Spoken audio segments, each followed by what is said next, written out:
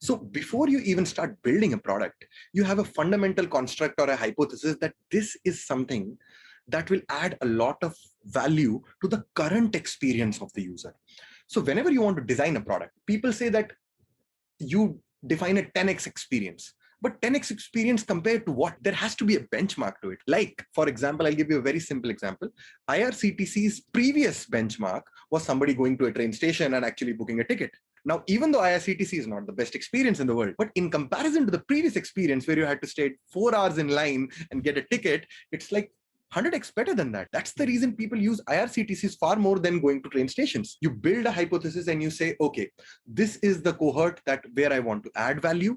Let me take the best representative sample of it, build a small POC around it, and then try to put it across and try to get the feedback. And then you scale out in that manner that, okay, if you're getting a very good feedback, that is when you define an MVP, a minimum viable product. That my MVP basically means that 70% of my users are giving me the same amount of feedback, the intended feedback that I want. The focus is on intended. Engagement doesn't necessarily mean somebody coming in your product and doing any activity.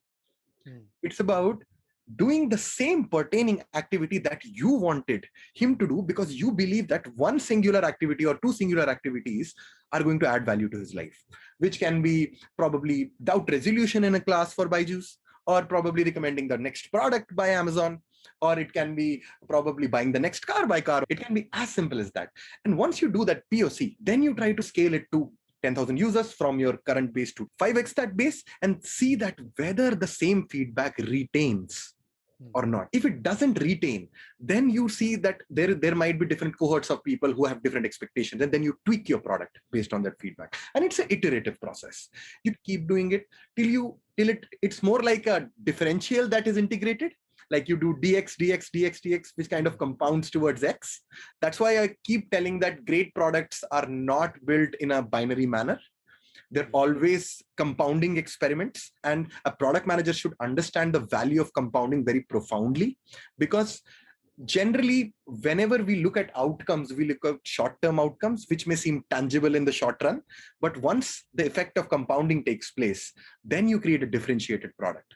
So once you try to scale, you do small experiments, keep doing those DXs, make tweaks, keeping the hypothesis intact.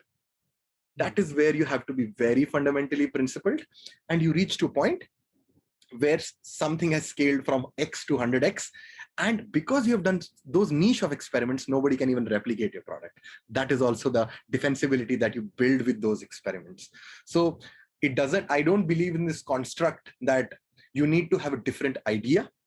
I believe that the idea can definitely be the same, but it's how you position that idea to the consumer that can also build a very strong defensible product.